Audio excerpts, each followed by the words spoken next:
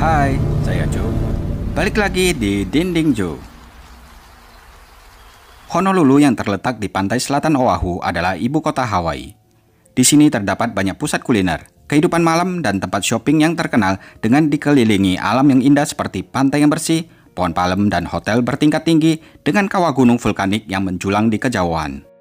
Tentu saja tempat ini banyak dibanjiri turis mancanegara yang suka berlibur dan menghabiskan waktunya buat healing. Selain itu, mereka juga mencoba makanan-makanan enak khas Hawaii seperti poke, manapua, spam musubi, fish tacos, saimin, huli-huli chicken, garlic shrimp, loco moco, malasadas, dan shaved ice. Nah, di Honolulu inilah tinggal seorang wanita bernama Teresa Cacuela. Wanita ini juga dikenal dengan julukan Bunny Bounty di Instagramnya. Teresa adalah seorang yang sangat cantik dan ramah. Dia masih berusia 33 tahun. Sebagai seorang influencer, dia ini sudah memiliki lebih dari 20.000 pengikut di Instagramnya, di mana dia sering memposting tentang kehidupan sehari-harinya. Teresa juga merupakan seorang pengusaha wanita yang sukses. Dia mengelola salon dan toko kosmetik kelas atas yang bernama House of Glam Hawaii yang berlokasi di Oahu. Semua yang mengenal Teresa selalu mengatakan kalau dia ini murah hati. Dia sering menawarkan layanan tata rias gratis kepada siapa saja yang membutuhkan. Selain sebagai pengusaha, Teresa adalah seorang ibu. Dia memiliki 3 anak kandung dan 2 anak tiri yang sangat dia sayangi. Di tengah kesibukannya, dia selalu meluangkan waktu untuk menemani dan mengajari anak-anaknya untuk bersikap baik dan perhatian terhadap orang lain. Selama 10 tahun terakhir, Teresa menikah dengan seorang pria yang bernama Jason Cacuela yang merupakan ayah dari 2 anaknya yang paling kecil. Beberapa tahun pertama, pernikahannya sangat menyenangkan. Suaminya sayang terhadapnya, dan keduanya tampak bahagia. Tetapi keadaan mulai berubah ketika Jason menjadi terlalu posesif dan suka mengontrol Teresa. Jason tidak akan membiarkan Teresa pergi kemanapun tanpa dia. Dia sangat cemburuan. Bahkan melihat seorang pegawai salon pria berbicara dengan istrinya saja, Jason langsung meledak marah. Teresa sering memberitahu keluarga dan teman-temannya bahwa Jason mulai melacak keberadaan mobil dan teleponnya sehingga dia bisa tahu di mana Teresa berada. Awalnya Teresa diam saja. Tapi lama-lama dia muak dengan perilaku obsesif Jason dan ingin meninggalkan pernikahan mereka. Sayangnya, Jason tidak membiarkan Teresa pergi. Jason mencoba mengendalikan Teresa dengan ancaman akan melukai Teresa jika dia berani meninggalkan Jason. Pernikahan tersebut kini telah menjadi mimpi buruk dan Teresa tidak tahan lagi berada di dekat Jason. Jadi pada tanggal 8 Desember 2023, dia pergi ke pengadilan dan mengajukan perintah penahanan sementara untuk suaminya. Di sana, Teresa menulis bahwa suaminya telah membuat ancaman bunuh diri di depan dia dan anak-anaknya. Dia bahkan juga menyebutkan beberapa insiden mengerikan di mana Jason sempat mengancam akan mengakhiri hidupnya. Salah satunya terjadi di tanggal 6 Desember, di mana Jason dilaporkan telah membawa Teresa ke suatu tempat yang sepi. Lalu di sana, Jason menodongkan pisau ke tenggorokannya dan itu membuat Teresa ketakutan. Anehnya pada keesokan paginya di tanggal 7 Desember, Jason datang ke rumah Teresa pagi-pagi sekali untuk meminta maaf. Dia bertingkah seolah-olah tidak terjadi apa-apa. Awalnya Teresa sempat mengajaknya bicara baik-baik dan menanyakan kenapa dia melakukan hal tersebut. Tapi Jason kembali emosi dan mengancam akan melukai dirinya sendiri.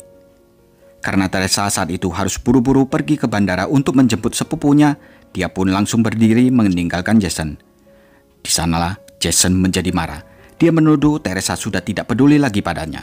Sebenarnya, Teresa sudah merasa lelah menghadapi suaminya. Dia tertekan dengan perlakuan Jason. Tapi di sisi lain, dia juga kasihan melihat Jason. Setelah kejadian tersebut, dia ada menyempatkan dirinya pergi ke rumah kontrakan Jason, mendoakannya dan mengajaknya bicara 4 mata.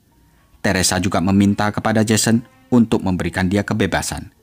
Teresa juga butuh waktu untuk dirinya sendiri. Namun seperti yang kita duga, Jason mana mau berubah. Malam itu, Jason mengirimi Teresa foto bergambar pohon dan tali yang menunjukkan seakan-akan dia mau mengakhiri hidupnya. Jason bahkan memaksa Teresa datang menemuinya. Tetapi Teresa tidak termakan tipuan Jason. Teresa malah pergi keluar makan bersama anak-anaknya.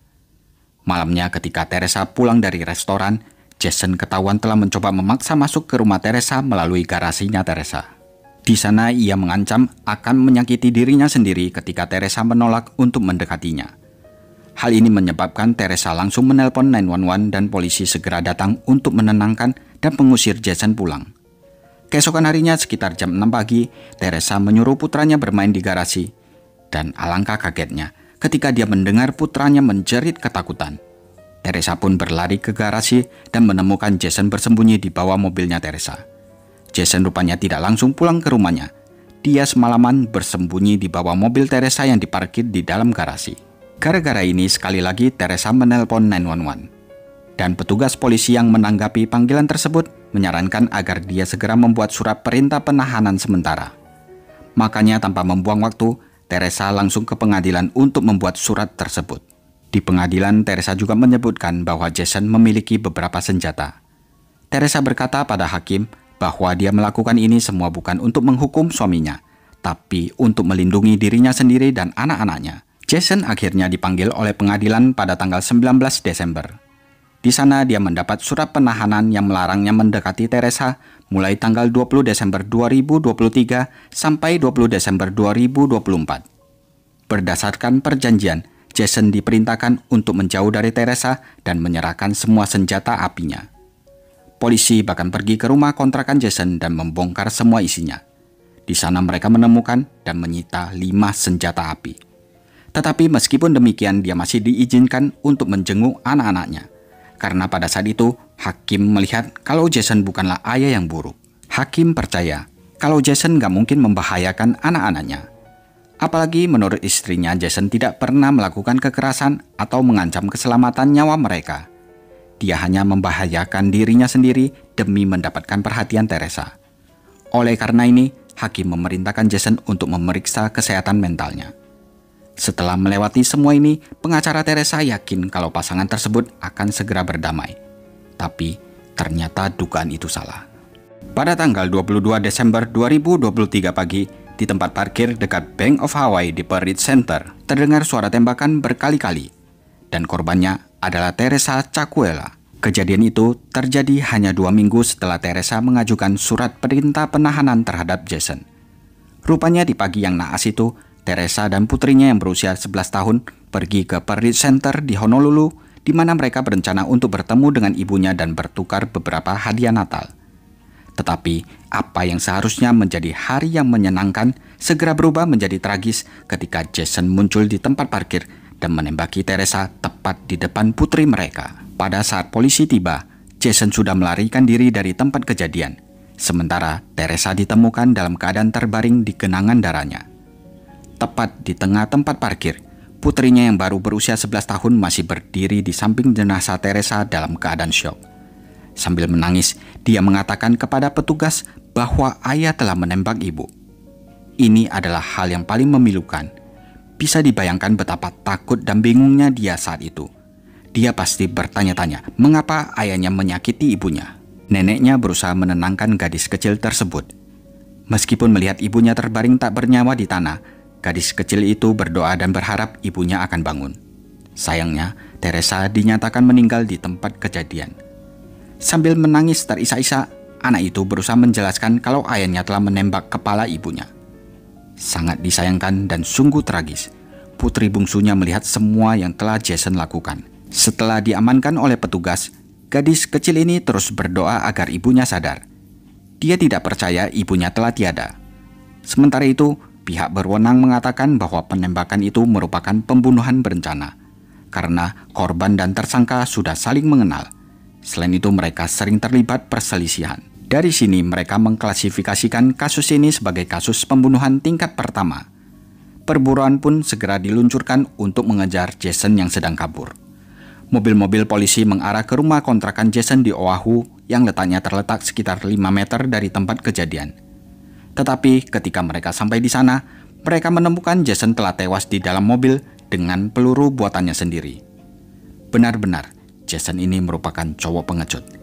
Dia lebih memilih untuk mengakhiri hidupnya daripada menghadapi konsekuensi atas tindakannya. Keluarga dan teman-teman Teresa sangat terpukul ketika mereka mengetahui tentang pembunuhan brutal ini. Putranya Teresa berkata bahwa dia ada di rumah sedang sarapan ketika saudara perempuannya menelponnya sambil menangis. Dia langsung tahu bahwa ada sesuatu yang buruk telah terjadi pada ibunya. Dia langsung bergegas ke tempat kejadian dan menemukan anggota keluarga yang lain sudah ada di sana. Keluarga Teresa yang sedang berduka percaya bahwa pembunuhan ini seharusnya bisa dicegah jika polisi dan sistem pengadilan telah menanggapinya dengan serius dan langsung menangkap Jason. Sebenarnya, Teresa juga sudah mencoba memberitahu polisi tentang semua masalah yang terjadi. Dari ancaman pembunuhan, juga ancaman bunuh diri yang dilakukan Jason. Namun, polisi tidak pernah menangkap Jason walaupun mereka mengetahui semua itu. Pengacara yang menanggapi kasus rumah tangga Teresa di pengadilan mengatakan bahwa hal ini biasanya terjadi ketika pelaku merasa kehilangan kendali atas korbannya. Di bulan Desember itu, seharusnya mereka semua bergembira menyambut dan merayakan Natal. Tapi kini mereka berduka karena kehilangan orang yang mereka cintai. Semua ini hanya gara-gara seorang pria egois yang tidak bisa memikirkan orang lain selain dirinya sendiri. Sebuah peringatan diadakan untuk menghormati Teresa dengan ratusan pelayat berkumpul di Honolulu untuk mengenangnya. Di acara itu, ayah dan anak sulungnya menggambarkan Teresa sebagai seorang yang dikagumi dan dicintai oleh semua orang yang mengenalnya. Keluarga Teresa menggunakan layanan GoFundMe untuk mencari dana buat membantu biaya pemakaman dan mencari bantuan dana untuk membiayai semua anak-anak Teresa. Di halaman GoFundMe tersebut, ibunya Teresa menggambarkan kejadian mengerikan yang terjadi dengan putrinya.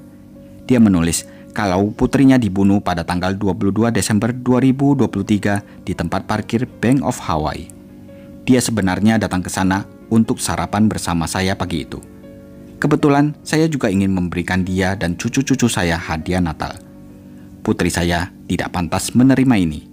Dia berusaha keras untuk mendapatkan bantuan di pengadilan, tetapi sistem pengadilan gagal. Kami sangat terpukul dengan kehilangan Teresa yang kami cintai. Ini sangat sulit bagi keluarga kami dan kami tidak siap untuk itu. Kami sudah meminta bantuan pada keluarga, teman-teman kami, dan komunitas setempat. Kami juga meminta tolong pada kalian semua untuk membantu kami membuat tempat peristirahatan terakhir yang layak untuk Teresa. Kami meminta sumbangan untuk membantu menutupi biaya pemakaman untuk Teresa seperti yang ingin kami berikan kepadanya. Peringatan yang pantas yang dia dapatkan untuk menghormati kenangannya dan mengucapkan selamat tinggal terakhir kami. Orang-orang akhirnya menyumbangkan lebih dari $43.000 atau kurang lebih sebanyak 650 juta rupiah untuk keluarga Teresa. Semoga kematian Teresa tidak sia-sia dan dapat membantu pemerintah setempat untuk menciptakan sistem keamanan yang lebih baik di Hawaii. Kejadian ini juga mendorong diberlakukannya undang-undang yang lebih ketat untuk memantau orang-orang yang mendapat perintah penahanan sementara, agar ke depannya tidak ada keluarga yang harus mengalami tragedi seperti ini lagi. Nah, gimana menurut kalian? Tulis di kolom komentar ya. And then all of a sudden I started hearing pop, pop, pop, pop, pop, pop, pop. 6 shots. And then a second or two later I heard pop, pop, pop. And I said, that's a gun, that's not fire alarm, fireworks. So I jumped behind a cement column. And then what was weird is I'm looking and I seen 3 or 4 ladies run by saying, on the wall of the parking lot in the back of the cancer thing, running towards the street saying, yelling, saying, oh no, don't.